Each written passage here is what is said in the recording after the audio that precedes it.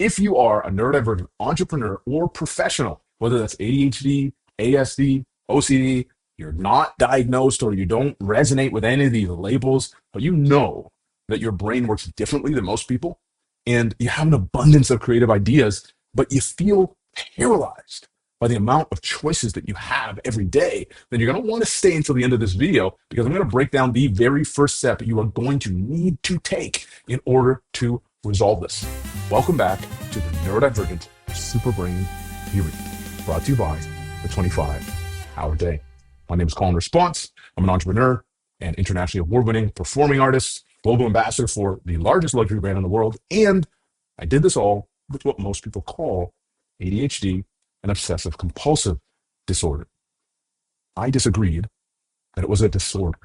And so I built a business that's helped now over 150 neurodiverse entrepreneurs and professionals rewire their brains for efficiency so that they could add $10,000 to $20,000 a month to their income while cutting their working hours in half.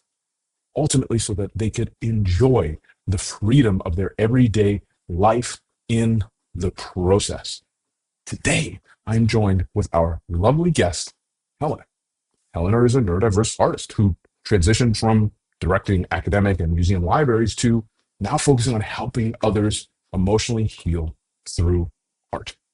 And today, I'm going to show her why she's stuck so that she can be empowered to make the decision as to whether she wants to remove these barriers from her life today or not. And like usual, I'm going to do it while walking backwards. So let's get this step counter going and bring on our lovely guest, Helena. How are you doing? Good. How are you? Good. So glad to have you here. We have your submission. I'm going to pull it up and I'll just start by having you read it aloud. I have boatloads of new creative ideas every day. How can I choose what to focus on versus continually being paralyzed by choice? And what do I do with all the extras? I don't want to lose them. How do I save them? What do I do with them? If you're watching this right now and you are an entrepreneur or a professional who is neurodiverse, or you think you might be neurodivergent, and you have a challenge that you're facing, I want you to comment that challenge underneath this video, because one of you may be selected to be invited on for your own episode of the Neurodivergent Super Brain. Today, I want to get started with Helena's submission. So first thing we always want to do is we got to make sure that we're clear on the result that we're looking to achieve, so that we're not under the negative umbrella, but everything's over the affirmative umbrella. And then we can start to define those things and see what steps would actually need to be taken. So boatloads of creative ideas every day. This is more contextual, nothing to be reframed here. How can I choose what to focus on? Great. Versus continually being paralyzed by choice. Okay, great. And then how do I say the extras? So it is by no surprise, as you're very familiar at this point with going through this stage of the process, that all of these are in the affirmative. We made it. They're also in the forms of questions. So we actually have to dive in now to a layer that's happening beneath the affirmative. So how can I choose what to focus on? Well, I then have to ask myself the next most logical question. Well, what is coming up for me each time I try to choose something to focus on? So that's my first question to you, Helena.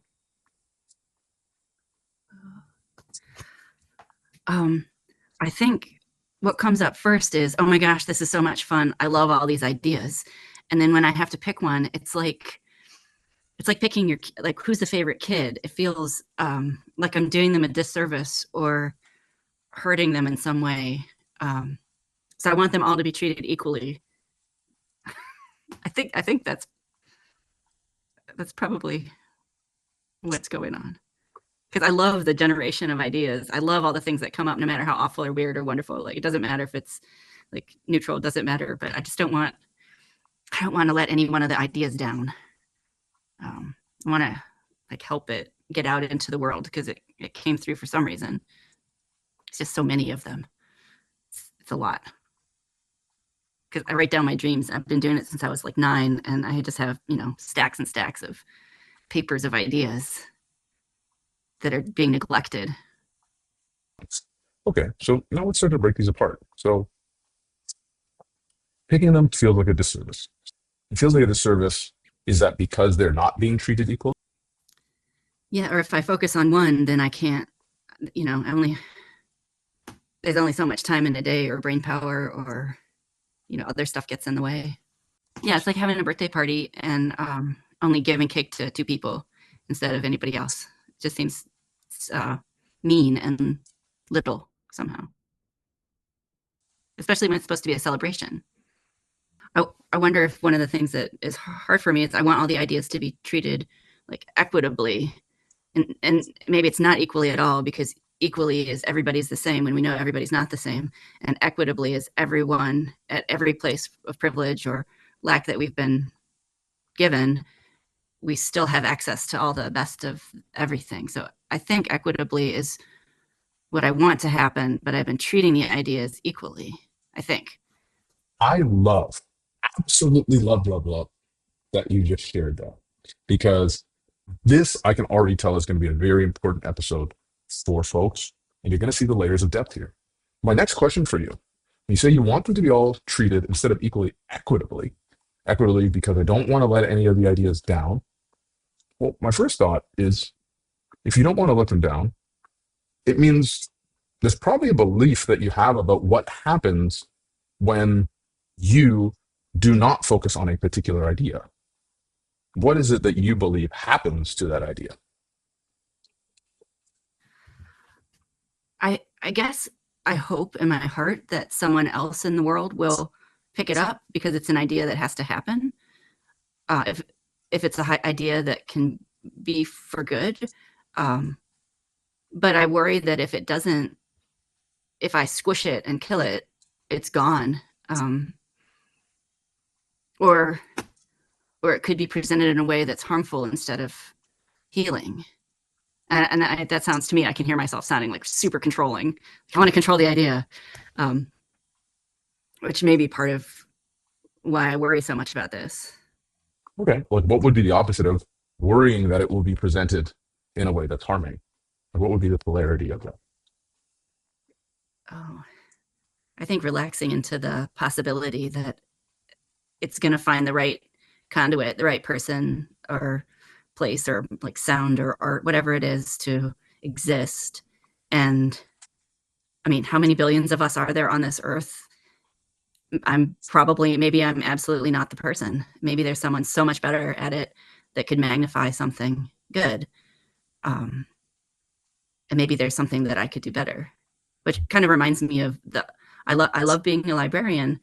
And I also think, there's hundreds of other people who are much better at it than I was, even though I tried super hard. And maybe what I can do, like in the art form of textiles that I'm working in now, maybe it's just weird enough that there aren't as many people who can do it well. And I don't want to give up on it when nobody else might pick it up. So it's a little bit of a sidetrack, I guess. I think it's all relevant. And why do you feel like you need to focus on anything in the first place? Oh,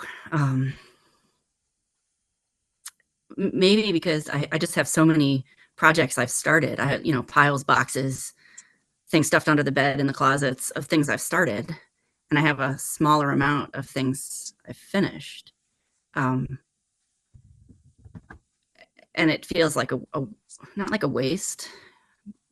Like I would like to do something with all that extraneous stuff, or be able to like pick something up and focus so deeply on it, like reading a book and just like focus and complete it. And so it's not just, buried in my closet, it's shared. It doesn't do anybody, including myself, any good to have it buried in a closet. Why is it that you must choose what to focus on? Why do you need to do that? It probably comes back to I should have died many times in my life, and I've lost many people to suicide or other things, and I'm very aware that I want to stay here, and I want other people to stay here too. And leaving ideas in like this big, wild, crazy form instead of focusing on one thing to complete is not honoring being alive. the fact that I'm privileged to still be here and make art. Um, I think I think before generating ideas was like a survival thing just to prove that I'm alive, but that's not enough. I want to celebrate being here, and I want other people to find the same thing because it's hard to live the other way. And I have people who are gone that I promised I would make things for them since they can't make them now. Um, so that's one thing I want to make that matters deeply to me and my family and um, people struggling with the same stuff. So when I get all like frazzled and all over the map, it just doesn't feel fair. So why it's important for you to focus is because of the commitments you've made to yourself and your family and some of the late people in your life. And the commitment that you have made is to bring those things to fulfillment. Hmm. Yeah, especially the things that are like have to do with joy and play and fun. Um, and that's a really neat shift for me. Instead of focusing on like moments of pain and agony, um, that maybe I made a lot of art like that before. I, I want to bring that opposite, like a language shift, but like a visual language shift. And it's hard for me to think like that. But it feels more important to elevate instead of like contract. There's so many directions to go in. Like, I have this one thing I need to make for my friend Gary, and he and I talked about it so much before he died, and there's like 25,000 different ways we could make it together, even though he's not here. But I want to make one, otherwise I'm not going to make it for him for what we talked about, and I don't want the energy of this cool, awesome idea that he had. I don't want it to disappear because I'm distracted by 25 choices. I just want one thing to really sing what he had to say. Okay. You want to be creating and fulfilling these commitments that you made to yourself and others. And to do that would be creating things that are focused on celebration of being here, honoring being alive, elevating. And when you attempt to do those things, what actually seems to be interfering with that is that there are a variety of different directions to execute that particular result. 100%. That's spot on. That is, yes. Yes. Perfect. Yeah. We have the result we're looking for. We have the interference of that. Okay, great. So now we have clarity on what we actually have to dive deeper into, because the interference isn't coming from this. The interference is coming from when you aim to execute on this, many directions of how to do that seem to come up. Now you could choose one, but you don't. And so now the real question is, you have all of these different directions that you could possibly take. What part of that stops you from moving forward? I guess I want the perfect one. I want the one that has all the things. Like, I want it to be the most authentic, honest, helpful, something. I guess some of it makes me think about just like the artistic process where instead of thinking about it, stewing on it, or writing about it, if I just sit down and start like pushing the paint around or playing with strings, it happens on its own. Um, so maybe it's overthinking instead of just jumping in. Uh, Maybe that's just an additional piece of it. Okay. Okay. So let's dive a little bit deeper and make sure that we find the resolution for the thing we truthfully need to resolve. So you want the perfect one. You want it to be the most authentic, the most honest, the most helpful. Okay. And so what are you afraid will happen if it's not the perfect one? That's what we want to understand. Yeah, I think I'm afraid it would hurt somebody. I don't know what that looks like, but um, I'm not interested in hurting anybody on purpose or accidentally. And I'm not always conscious of things, which may be neurodivergency or not. I don't know. Um, but I know that's something I worry about all the time. Um, and in the past have made decisions, huge decisions based on other people's levels of comfort. But this is talking about objects, but objects can have the life, they can take on the life of something like a person too. I don't think that's too far of a stretch to personify art or music or something. It gets a life of its own, despite me. Any person who's truly creating art at a high enough level, most would agree that it is operating in its own consciousness and you're interfacing with its consciousness. With that being said, here's where we start to dive into what's really important here. You want the perfect one, you want it to be authentic, honest, and helpful. And you're afraid if it's not the perfect one, it would hurt somebody, intentionally or not. But you're not sure what that hurt could look like. Okay. Yeah. Yeah, I guess, yeah. So, can I ask you a question then? Is there any way to prevent hurting somebody unintentionally? I think in the past, my answer would be shrinking myself and just shutting up and not making something at all and being silent, because you can't go wrong with silence. So I don't know that I know a solution. Well then, let's see this. Right now, it sounds like the only way to not unintentionally hurt someone would be to remain silent. Because if you don't do anything, then you obviously you can't really do anything wrong, which means you can't really hurt anyone. But if we look here at results, well, you have the commitments to focus on bringing something into the world, elevating and honoring being alive and celebrating being here, or else you will create disappointment in yourself or other people from not doing anything. So is it true that by being silent and doing nothing that you would avoid harming someone? No, it might be worse. I mean, especially with like suicide stigma, the biggest problem is not talking about it. And that causes more deaths because people don't talk about it. It's statistically proven. Like the more we talk about it, the less scary it is to discuss and help ourselves and other people. Like then it becomes prevention, not response. And response is hard. It's horrible because somebody's already gone. So being silent is damaging in the ideas I want to bring to life or keep alive.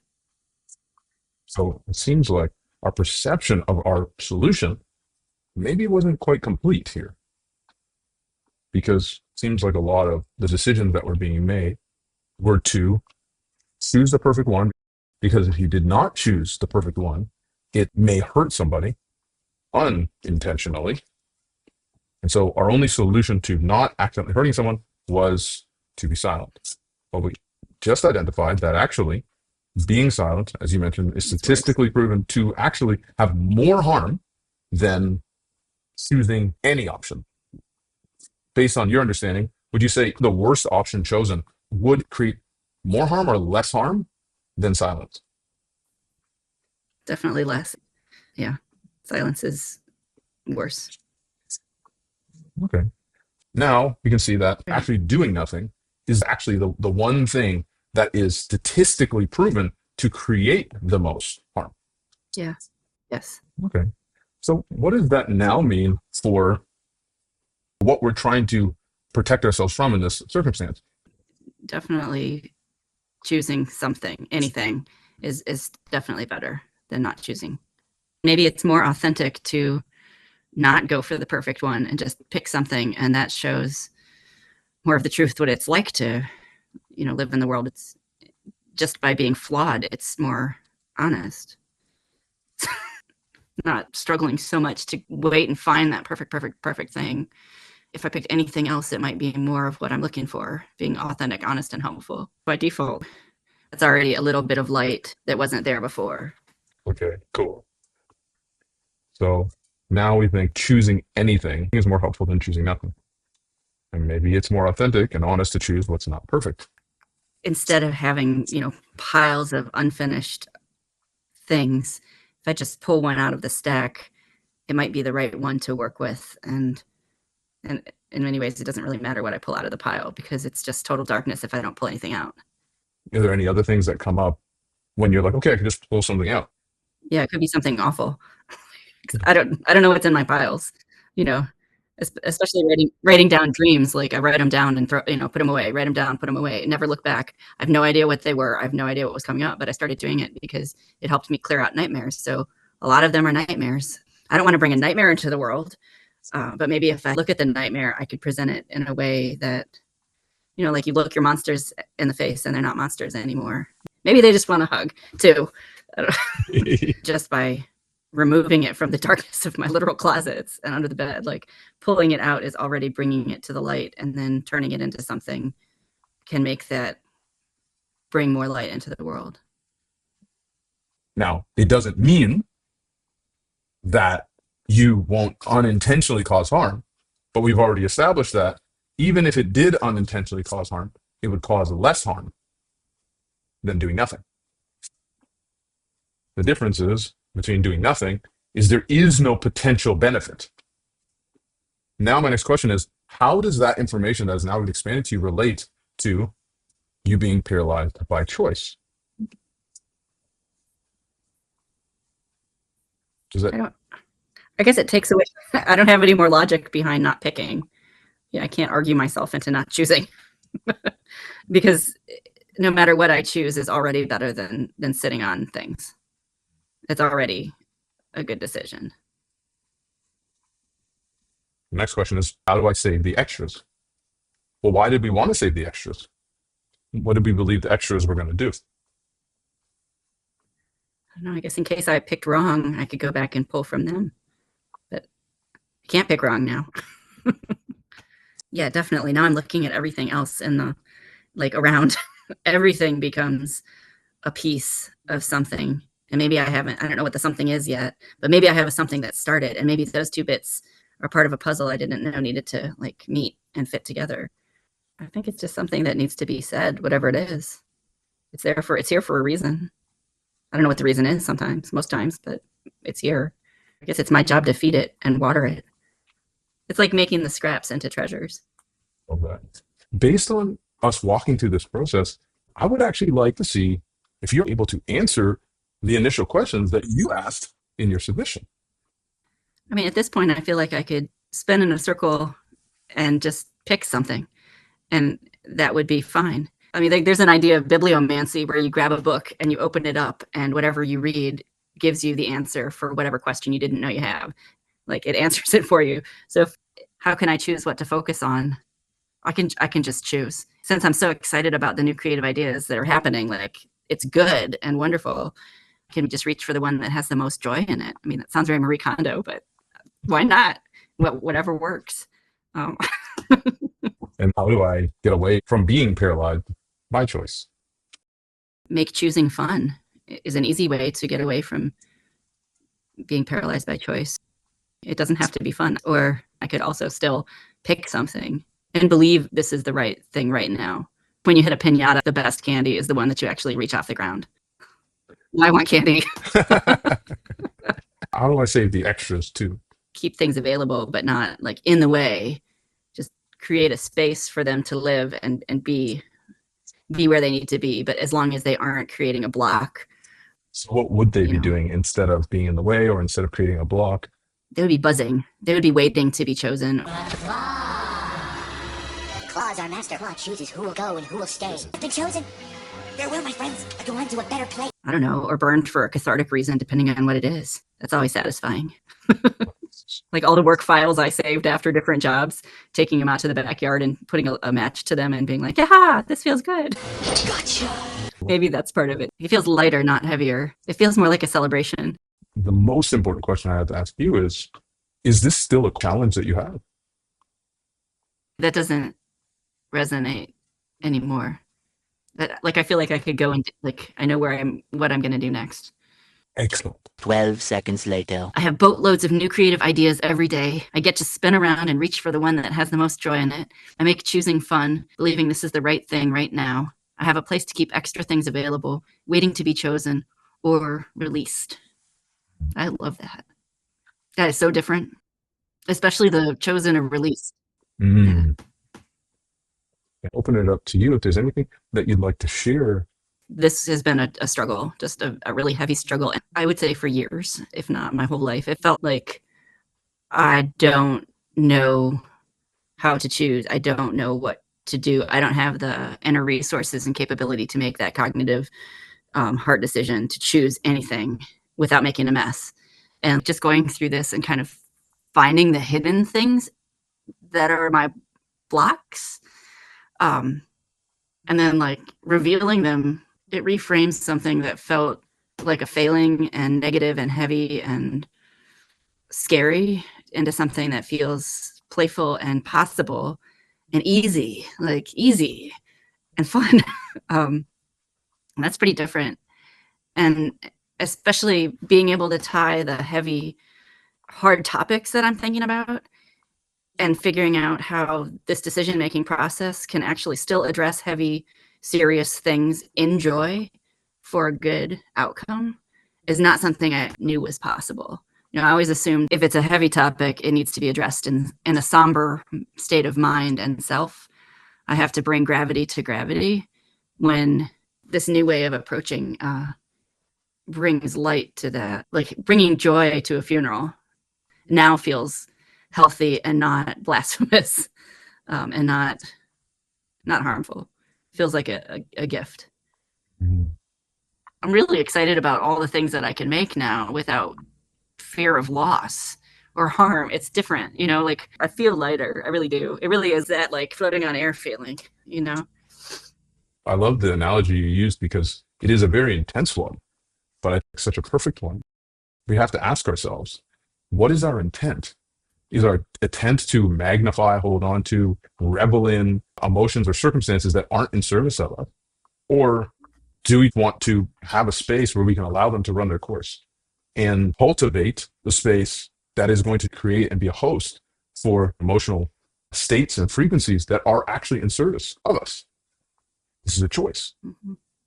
To everyone watching this, if you're somebody who is focused on making shifts in your life, your business, your career, then there's still some sort of a block. You still feel like there is another level for you that you can be growing and expanding to. Just like Elena mentioned, something that has been weighing on her and creating challenges for the majority of her life. You literally watched it dissolve in front of her. So if you're watching this, I want you to ask yourself, how many things am I holding on to right now because I think that I have to? Mhm. We only have so much time here. And what happens with most neurodiverse artists, neurodiverse professionals, entrepreneurs is they spend a lot of time, spend a lot of energy, they spend a lot of money, tried so many things, and they haven't worked yet, is because all of those things are ignoring the core neurological factors that are responsible for your analysis paralysis, your procrastination, your perfectionism. It is not that you are the problem. The only problem is you have not learned how to leverage the way that the neurodiverse brain naturally works. 45 minutes is not going to resolve your entire strategy for how you execute this. The purpose of this entire series is to expand your awareness to the point where you can see what you must actually do to produce the result you want. And if you want a strategy to execute that in the fastest and easiest way possible, click the link that is in the description of this video, because that's what we help folks with in the 25-hour day. If you want to add an extra $10,000, $20,000 to your monthly income, if you want to cut your working hours in half, if you want to become a master at executing your ideas profitably and efficiently, you're going to see what is possible when you're able to unlock what we call the neurodivergent superbrain. Click the link, watch it so you can permanently remove these barriers from your life. Or you can choose to hold on to the things that are holding you back from the life that you know you have the capacity to live today. Until then, thank you to our lovely guest, Helena. Thank you, thank you, thank you. And we'll see you next time.